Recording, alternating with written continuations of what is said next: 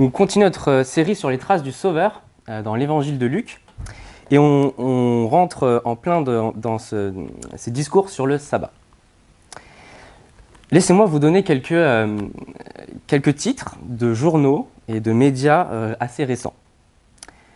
Le média The Conversation du 21 juin 2019 a comme titre « Contre le burn-out, prenez donc un peu de lien social ». Encore toujours le même média daté du 24 février 2021. La fatigue, nouveau mal du siècle ou revendication sociale.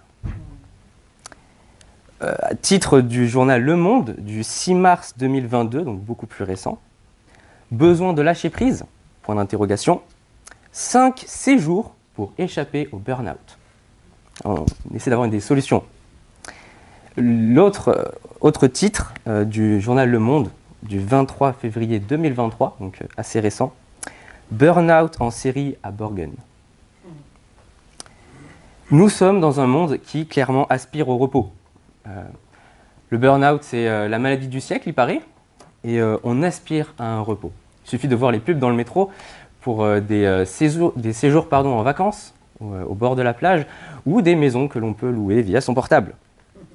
En tout cas, dans ce passage, Luc nous rapporte donc deux controverses sur le sabbat, sur le jour du repos, entre Jésus et les pharisiens.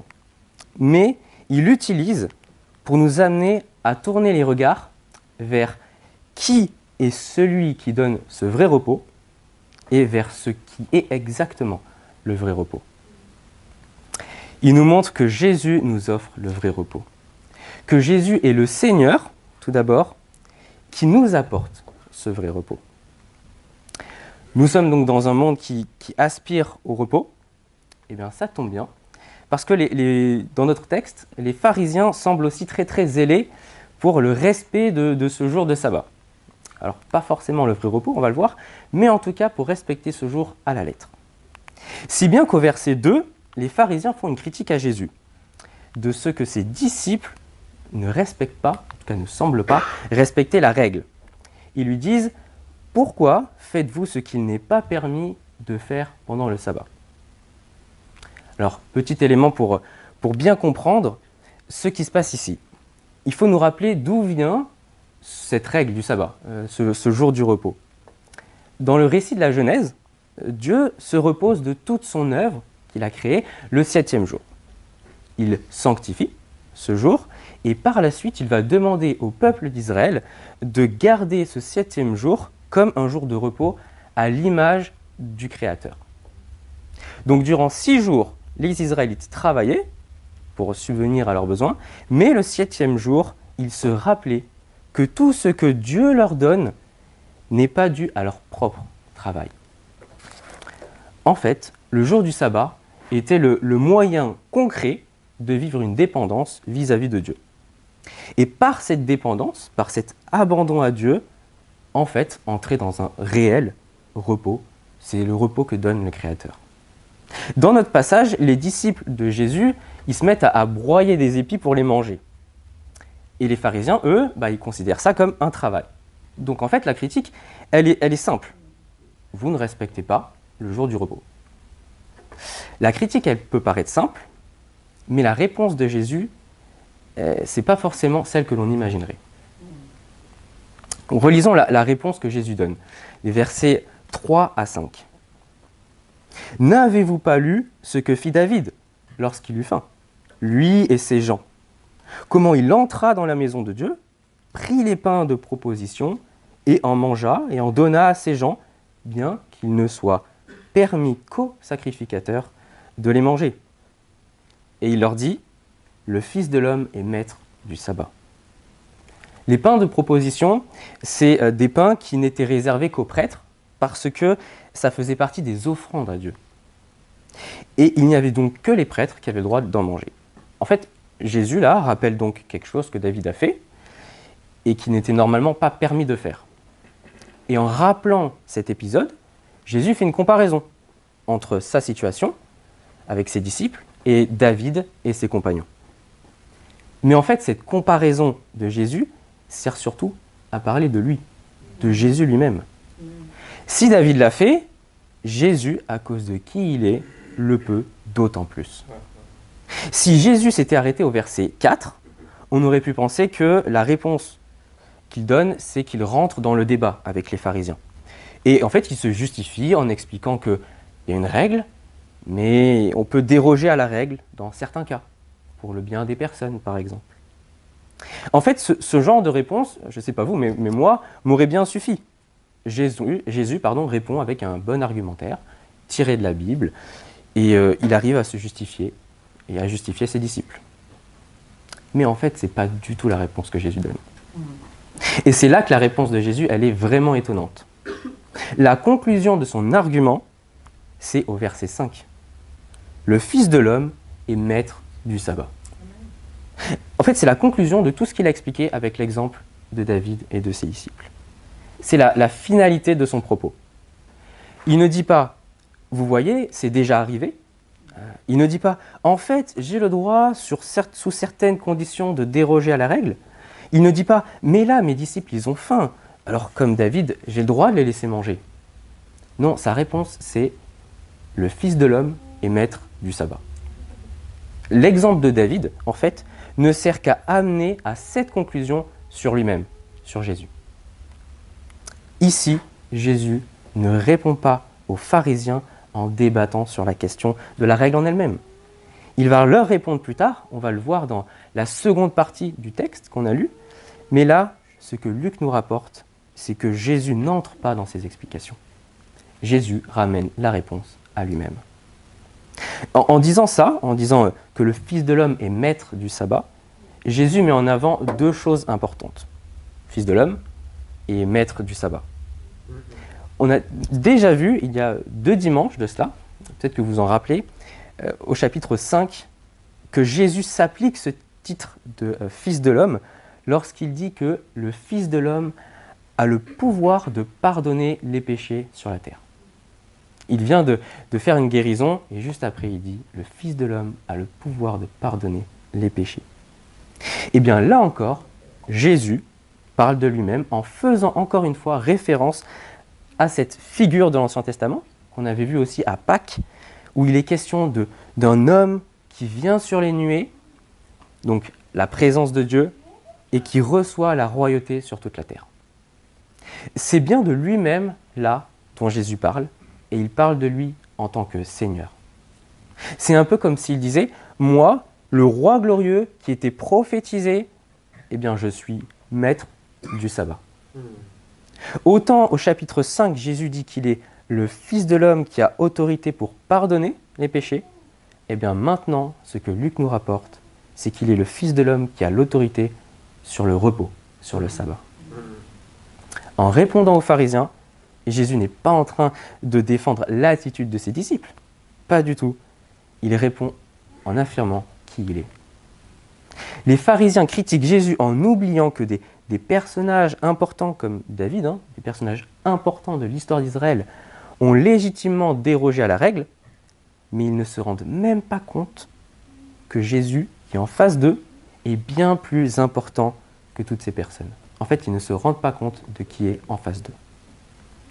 Et si Jésus fait appel à l'événement qui concerne David, c'est pas pour rien.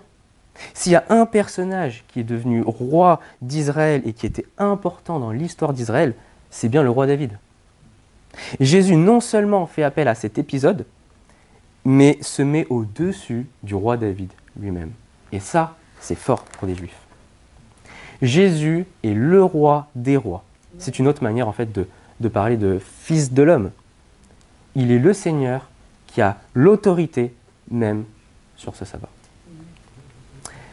Je ne sais pas vous, mais moi en tout cas en lisant ce texte, cette réponse de Jésus, elle peut paraître vraiment osée. Que l'on soit chrétien, que l'on croit que Jésus est le Seigneur, ou que l'on ne se dise pas chrétien. Dans tous les cas, on peut l'admettre, la réponse, elle n'est pas habituelle et elle peut nous déranger. C'est une réponse tellement osée de la part de quelqu'un, et de la part de Jésus là. Et pourtant, c'est une réponse tellement utile pour la suite du propos de Luc. Si Luc nous rapporte cet événement-là juste avant l'autre événement sur le sabbat, c'est que nous avons d'abord besoin d'entendre ce que Jésus dit sur lui-même pour mieux comprendre ce qui va se passer et ce qu'il va enseigner par la suite. En fait, en étant au clair là-dessus, nous sommes préparés par Luc et par Jésus à recevoir ce qu'il a à nous dire juste après. Une fois que Luc nous a bien fait comprendre que Jésus est le maître du sabbat, le Seigneur du repos, Luc nous montre que celui qui a autorité sur le sabbat, c'est justement celui qui a le pouvoir, la capacité d'apporter, de nous donner ce vrai repos. Autre jour de sabbat et autre opposition des pharisiens. On lit le verset 6 à 7. « Il arriva un autre jour de sabbat que Jésus entra dans la synagogue et qu'il enseignait. Il s'y trouvait un homme dont la main droite était sèche. Les scribes et les pharisiens observaient Jésus pour voir s'il ferait une guérison le jour du sabbat. C'était afin de trouver un motif de l'accuser. » Notons comment Luc met en avant l'attitude tellement mauvaise des pharisiens. Observer pour voir si Jésus guérirait. Pas pour vérifier si Jésus dirait quelque chose de mal, pas pour vérifier s'il va blasphémer, pas pour vérifier s'il va faire quelque chose de grave, d'injuste, juste pour voir s'il guérirait. Et ça, pour eux, en fait, c'est une bonne raison d'être un motif d'accusation. Luc nous dévoile clairement les motivations et l'état du cœur des pharisiens, tellement pervertis qu'ils cherchent à accuser Jésus de faire une guérison, de faire le bien, accuser quelqu'un de faire le bien. Et face à cela, comment répond Jésus ? Versets 8 et 9. « Mais il connaissait leur raisonnement. Et il dit à l'homme qui avait la main sèche, « Lève-toi et tiens-toi là, au milieu. » Il se leva et se tint debout.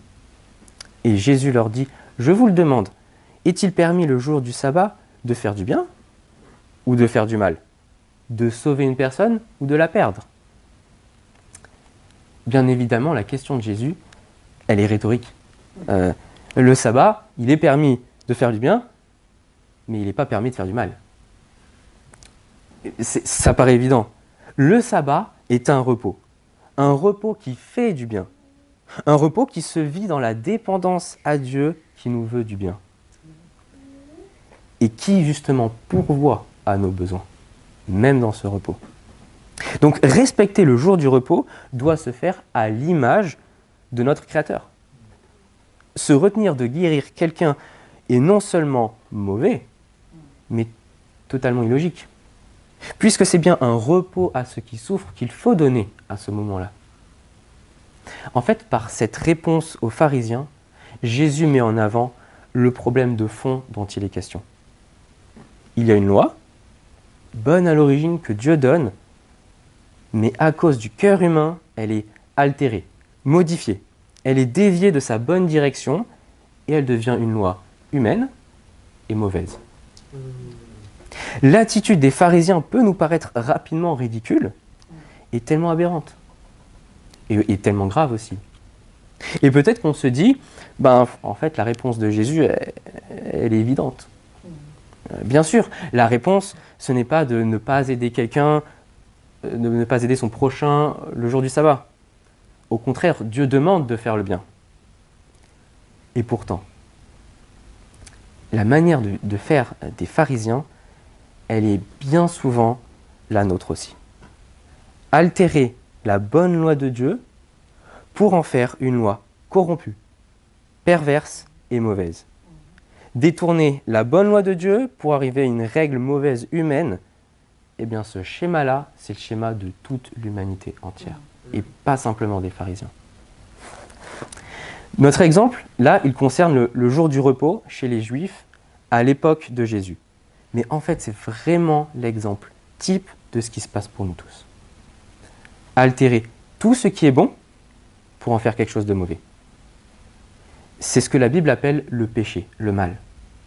C'est ce qui se passe ici avec le sabbat, avec une loi, mais c'est ce qui se passe avec toutes les bonnes choses que Dieu nous donne. Et en fait, on pourrait en lister plein.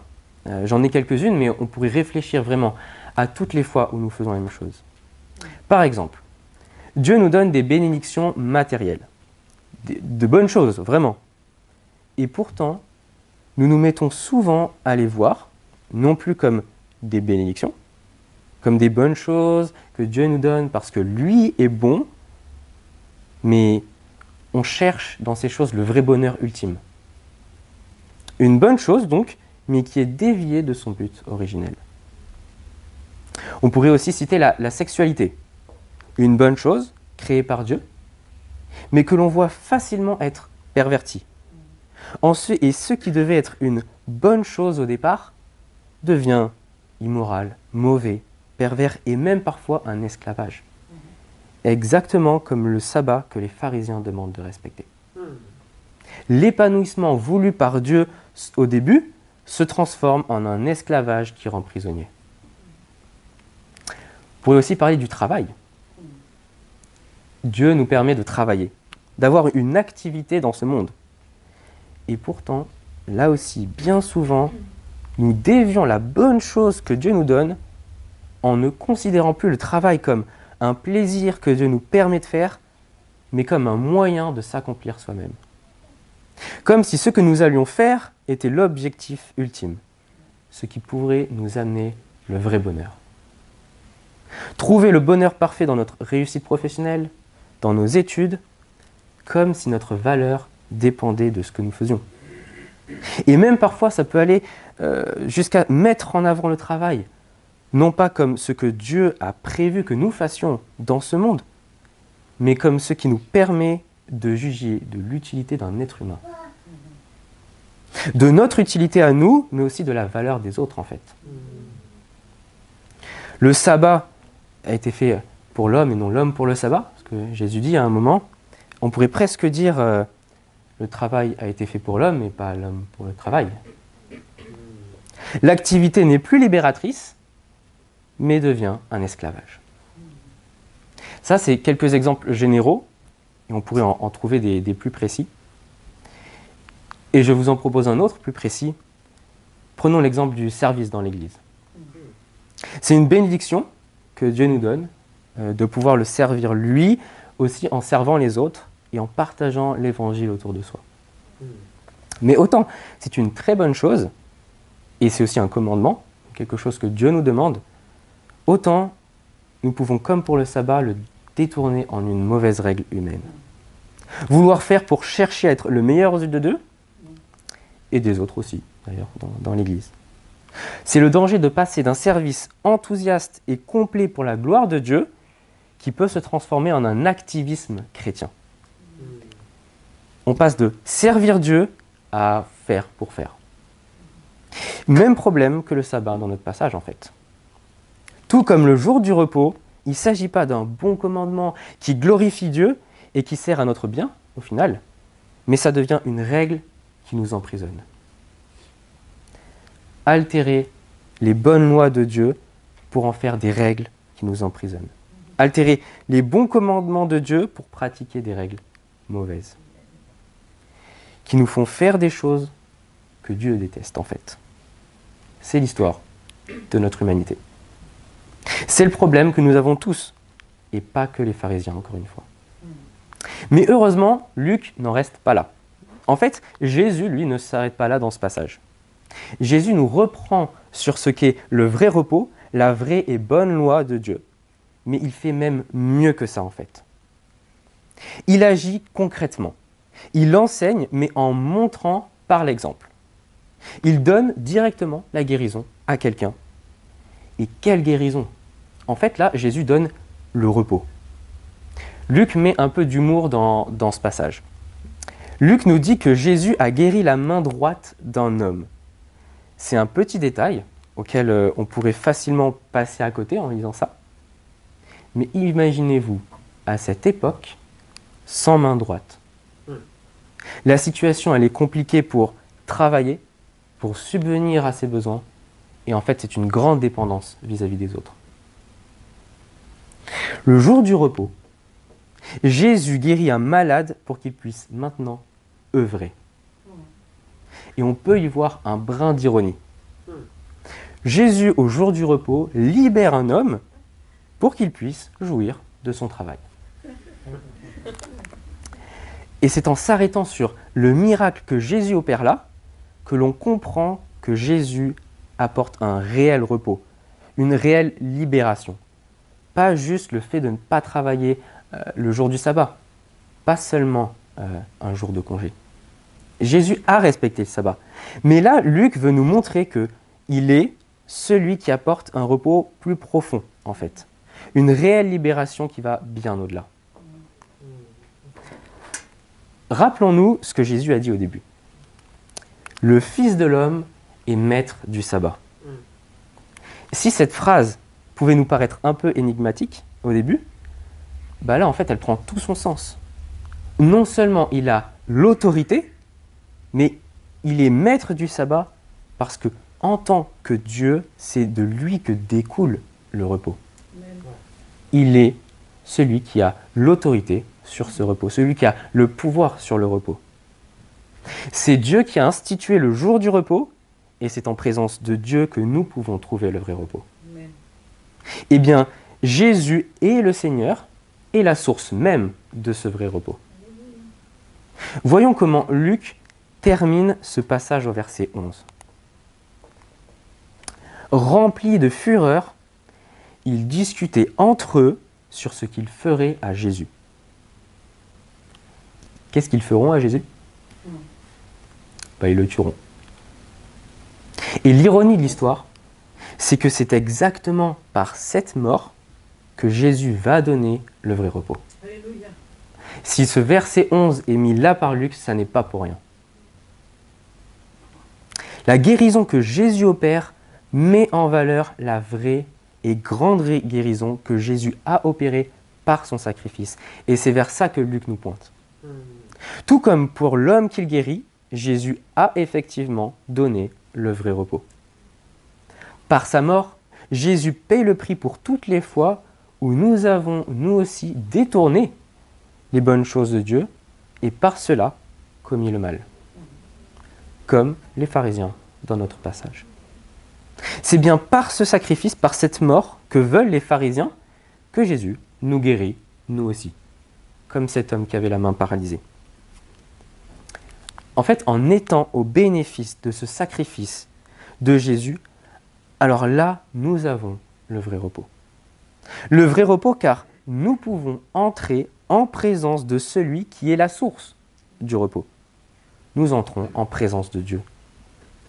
Et de ce repos découle alors une vie qui est bien différente pour aborder, par exemple, notre travail. Si le repos que Dieu nous apporte par le sacrifice de Jésus est le plus important pour nous, alors nous ne verrons plus notre travail de la même manière. Toute notre semaine sera différente. Nous ne verrons plus notre travail comme quelque chose en quoi nous devons nous accomplir, par exemple, parce que Jésus a payé le prix principal pour nous. Ce grand repos changera très concrètement notre manière de travailler et de vivre entièrement. Lorsque nous sommes changés par le sacrifice de Jésus, alors nous sommes changés pour ne plus transformer les bonnes lois de Dieu et les altérer. En fait, Jésus nous libère pour que nous ne soyons plus esclaves de ces penchants qui pervertissent les lois de Dieu. Et puisqu'il nous renouvelle pour que nous puissions respecter ces bonnes lois, eh bien, en les respectant, nous jouissons aussi d'un repos. C'est en venant à Jésus, qui lui seul nous guérit de nos fautes, que nous aurons la vraie liberté, exactement comme l'homme que Jésus a guéri. Prenons un temps pour méditer sur non seulement les cas concrets, dans lesquels nous pouvons nous aussi détourner les bonnes choses de Dieu, et demandons à Dieu aussi de nous les révéler, et entrons dans le repos de Dieu. Je terminerai ces quelques secondes par un passage que nous lirons.